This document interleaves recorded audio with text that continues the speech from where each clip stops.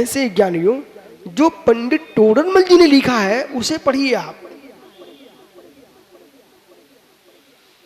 तो उन्होंने क्या लिखा? अवरे सम्य दृष्टि जी विवेक ज्ञानी सुन मोक्ष मार्गी होसी। मतलब ये जीव मोक्ष मार्गी होगा, अभी उपचार से मोक्ष मार्गी है। ठीक है, आगे चलो, समझ में आ गया? इसलिए ज्ञानी जैसे आचार उपाध्य साधु पूज्य है, ऐसे अवरे सम्य दृष्टि पूज्य नहीं है। वो नवदेवता में देवता है, अष्टद्रव्य से पूज्य है। वो अवरे सम्य दृष्टि जीव सम्माननीय है, बराबर, वो भी सम्माननीय है। उसके सम्यक की विराधना मत करना, वो भी भविष्य का भगवान है।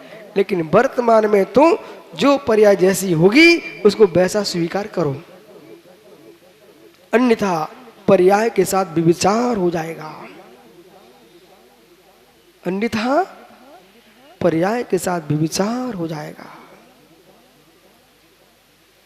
प्रवीण भैया, ऐसी चर्चा होती गोमटेस में तो और आनंद आता। कितने मुरझाज थे वो। मतलब इस वर्ष के जो अभिषेक हुआ था, अगले वर्ष सबसे अधिक मुरझाज थे। अभी तक के अभिषेकों में सबसे अधिक मुनि संघ थे। पर यह भी विशेष है, इस वर्ष आनंद भी बहुत आया और पूरे चक्रेश सारे मुनि संघों में तत्व की मीमांसा हुई। ये बहुत बड़ी प्रसन्नता की बात है। इस वर्ष जो अगले वर्ष हुआ था अभिषेक, उस अभिषेक में पंथों की बातें नहीं हुई, परंपराओं की बातें नहीं होकर के पूरे अभिषेक में जिनवाणी की चर्चा हुई। आइए आगे चले। है मित्र, अशुद्ध जीवास्तिकाय भी पूज्य है, शुद्ध जीवास्तिकाय भी पूज्य है। अब अगला प्रश्न मेरी तरफ से है राकेश के लिए, वो आज उनको उत्तर देना ही पड़ेगा, नहीं देंगे तो मिथ्या दृष्टि हो जाएंगे, इसमें कोई शंका नहीं। देखो वीरेंद्र भैया, काने से काना मत कहो, वो जो है रूट, धीरे धीरे पूछ लो कैसे गई है फूट। अब आप लोग क्या ना वीरेंद्र पंडित डायरेक्ट बोल देते तो वो उचक के भग जाता है। अब देखो मैं पूछता हूं, यदि नहीं उत्तर दिया तो मिथ्या दृष्टि पक्का है, ठीक है, पर उत्तर देगा, सम्य दृष्टि होगा तो देगा। हे मित्र राकेश भैया, मेरे बड़े भैया, आप सरागी को पूछते हो कि भीतरागी को पूछते हो? संभल के उत्तर देना, पंडित बुद्धि से देना। ओ राकेश बोल रहे हैं, भैया सुन लो, संजय तुम्हारा गुरु बोल रहा है, वो सरागी को भी पूछता है, भीतरागी को पूछता है। एक बार जादूगर का खेल में छोटा था, स्कूल में जादूगर खेल दिखाने आया, तो उसने अपने बच्चे को ऐसे लिटा दिया, ऊपर से 2 टुकड़े करके दिखा दिए। अब हाथ जोड़ कहता खड़े हो जाओ भैया सब लोग, जाना मत, मेरे बच्चे की जान बचाना, तुम सब चले जाओ तो बच्चा मेरा खत्म हो जाएगा, जब तक खेल ना हो समाप्त तब तक जाना मत। ऐसे भैया तुम अंतों की चिंता मत करना, खेल पूरा देख के जाना। सरागी की पूजा भी करते हैं सच्चे सम्यदृष्टि जीव, बीतरागी की भी पूजा करते हैं। अब एक ज्ञानी ऐसा फंस गया, वो माँ चिल्ला रहा था मैं तो बीतरागी की पूजा करता हूँ, मैं तो बीतरागी की पूजा करता हूँ बुंदेलखंड में। मैंने कहा तू पूरा पागल आदमी है, तुझे आगम का ज्ञान ही नहीं है। अरे अगला प्रश्न एक और है, ये तो इसमें तो पंडित सुलझ गया। एक और उलझने वाला पंडित का ज्ञान प्रश्न है, पंडित साहब आप सरागी सबस्तधारी की भी पूजा करते हो कि मात्र निर्वस्त्र की ही पूजा करते हो? अरे वाह, इतना सम्यक कब से आ गया तुम्हारे पास? यदि आपने यूं कहा मैं मात्र निर्वस्त्र की पूजा करता हूं, अब पूरे पक्ष सुनिए, आप शांत्याष्टक शांति भक्ति पढ़िए, भगवान तीर्थंकर का गर्भ कल्याणक भगवान तीर्थंकर का जन्म कल्याणक ये कोई बीतरागी का नहीं है, सरागी का है। लेकिन तुम पांचों कल्याण की पूजा करते हो, इसलिए सरागी पूजा भी करते हो, बीतरागी भी पूजा करते हो, सबस्त्रधारी की भी करते हो और निर्वस्त्र की भी करते हो। यदि आपने सर्वथा कह दिया मैं वस्त्रधारी को नहीं पूजता हूं, तो तुम पंचकणक में जन्म कल्याणक की पूजा नहीं करोगे, गर्भ कल्याणक की पूजा नहीं करो। जबकि सारे 13 पंथी, सारे 20 पंथी, सारे 16 पंथ, जितने प्रकार के पंथ हैं, सब परमात्मा के पंचकणक की पूजा करते ही हैं। पर विचारों को ज्ञान नहीं, सो व्याख्यान नहीं कर पाते। जितनी 10 भक्तियां हैं, इन 10 भक्तियों पर प्रभाचंद महाराज की संस्कृत टीका है, वो टीका पढ़ना चाहिए। श्वेतांबर परंपरा में मात्र 2 कल्याण की पूजा होती है और दिगंबर परंपरा में 5 कल्याण की पूजा होती है। और आइए अब आगे चलते हैं।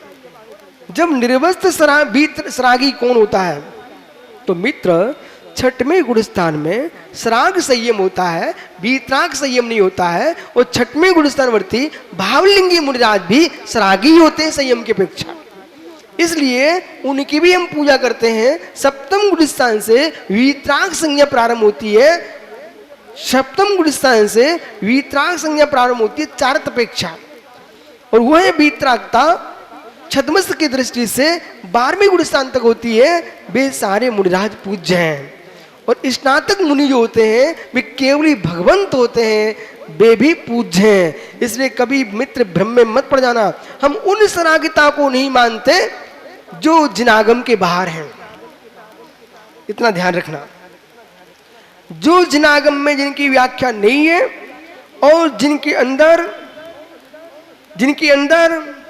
न देवत्व है न पंचमनेष्ठी पदत्व है, वे पूजनीय नहीं है। समझ गए?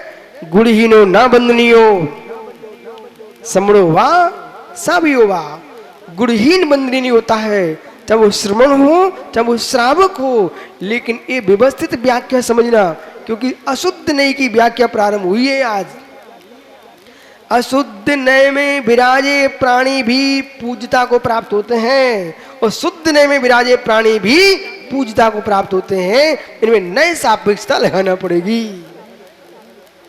यदि नए सापेक्षता नहीं लगाओगे मालूम, फिर तो मेरा अगला प्रश्न और कर सकते हैं, अशोक अब तुम्हारे भैया को इस विषय में पास किए देता हूं, यहां तक तो ठीक है, नहीं तो मालूम ये संजय होता ना तो डायरेक्ट नहीं बोलता, नहीं पूजूंगा।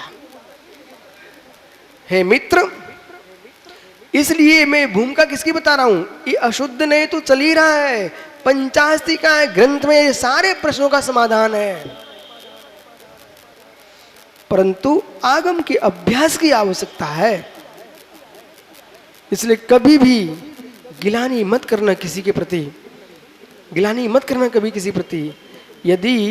यदि संजय आप गोमटेश गए बाहुली स्वामी के अभिषेक देखने के लिए, वहां के अभिषेक की विधि देख करके यदि आपने नाक सिकोड़ी, मित्र तुम अज्ञानी ठहरोगे। आप गए हो ना, आपको श्रद्धा से देखना चाहिए। उनकी पूजा भी आगम विहित है, ये भी ध्यान रखना। आश्रम में मैं था, शाम के 5 बजे पुजारी आ गया, पंडित बोले महाराज जी अभिषेक देख लो।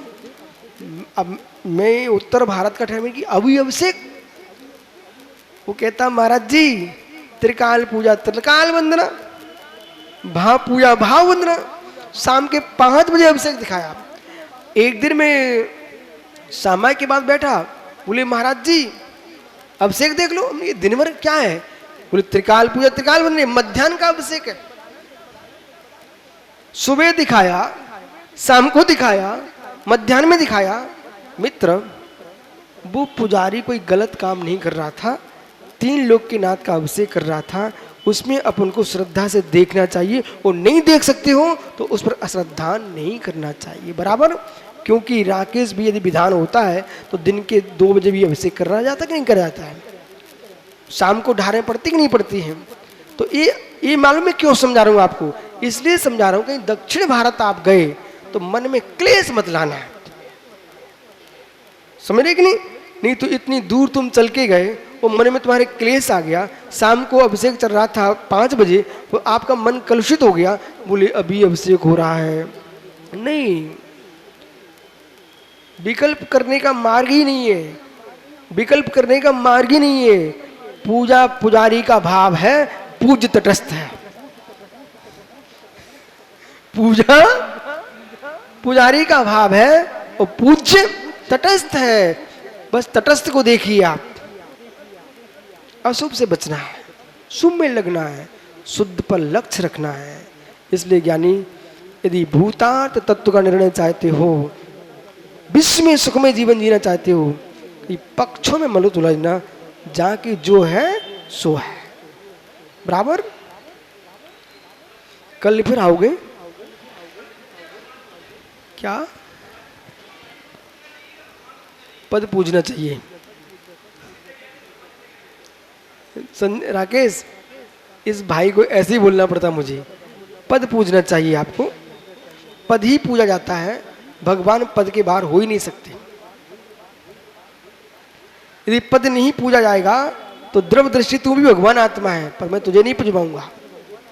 आचार पद है, उपाध्याय पद है, साधु पद है, अरिहंत पद है, सिद्ध पद है। जो परम पद पर अवतिष्ठित है उन्हीं का नाम परमेष्ठी है। इसलिए ज्ञानी पंच परमेष्ठी पूज्य है, वे ही भगवान है। समझ गए? भूल के कह मत देना कि पद नहीं पूज्य है, पद ही पूज्य है। जो परम पद में स्थित है वे ही पंच परमेष्ठी है, और पंच परमेष्ठी पद पूज्य होता है। बेपद पूज्य नहीं है कि दमाद साहब, कि चक्रवर्ती, कि नारायण, केशव, बलभद्र, मित्र, ये संसार के पद हैं।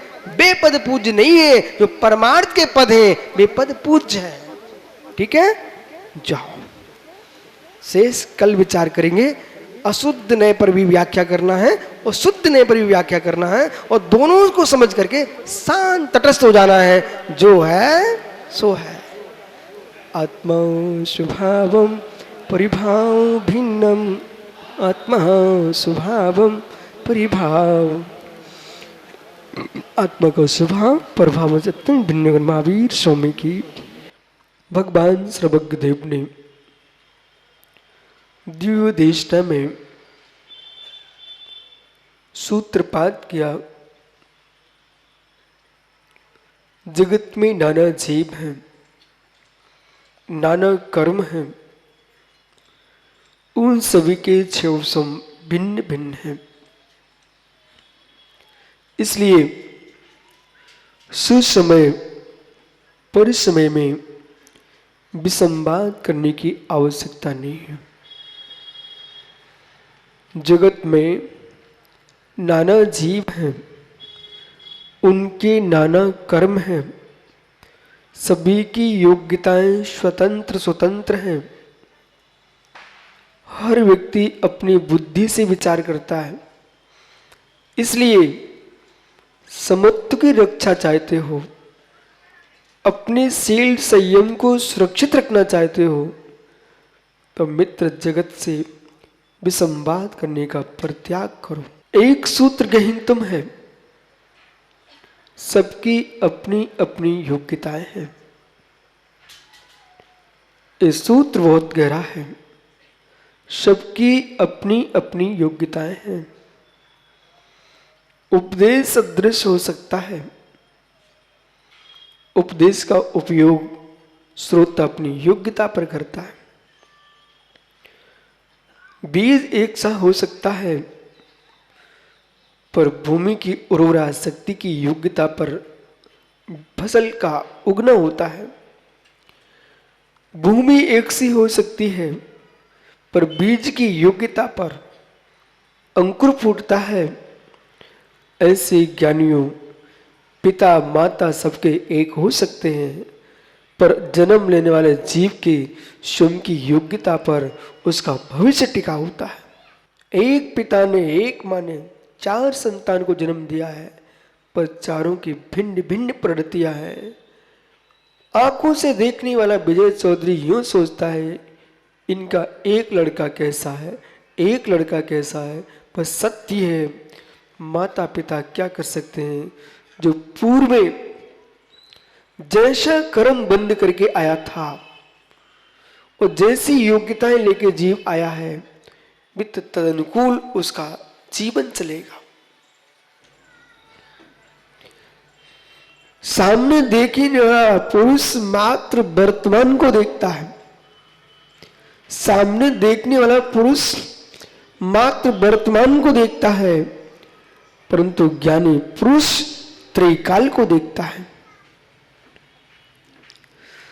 चारवाक दर्शन से प्रभावित होगा, वो मात्र वर्तमान को देखता है, प्रत्यक्ष को देखता है। आस्तिकता से भरा होगा, वो त्रिकाल को देखता है। वर्तमान मात्र को देखोगे तो मित्र नवीन नवीन क्लेश को प्राप्त करोगे, नवीन नवीन कर्म बंध को प्राप्त करोगे और नवीन नवीन शत्रु तैयार करोगे। मात्र वर्तमान को देख रहे हो। वर्तमान में भूत को देखने की क्षमता के लिए क्षमता चाहिए। वर्तमान में भविष्य को देखने के लिए बहुत बड़ी योग्यता चाहिए। समझने का प्रयास करो मैं क्या कह रहा हूं। वर्तमान में भविष्य को देखने की क्षमता वीर पुरुषों में ही होती है। वर्तमान में भविष्य को देखने की क्षमता वीर पुरुषों में ही होती है। क्या गहरा निर्णय हो। जितनी युवा बैठे यहां पर, बेटा बहुत संभल के सुनना। एक गाय ने किसी व्यक्ति को सींग मार दिया। बेटे इतनी उतावली मत हो जाना, तुम गाय को पीटने खड़े मत हो जाना। तुम वर्तमान को देख रहे हो, बेटा भविष्य को भी देखो। गाय तो पशु थी, आप तो मनुष्य हो। गाय के मारने से तुम्हारी पीड़ा शांत नहीं होगी। उसी गाय के दूध को हल्दी में डाल के पी लोगे तो पीड़ा शांत हो जाएगी।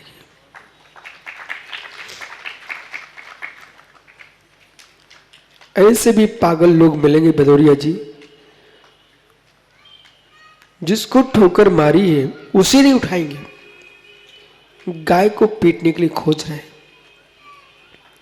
ये तुम्हारी करुणा नहीं है, दया तुम्हारी ये थी, जिसको ठोकर लगी उसको उठा के चिकित्सा कराइए और गाय को शांति से घास खिलाइए।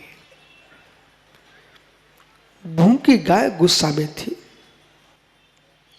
प्यासी गाय गुस्सा में थी। विषय पकड़ो, गाय का विषय नहीं चल रहा है। जितने संसार में क्रूरता से भरे होते जीव क्षुधा की पीड़ा से पीड़ित हैं।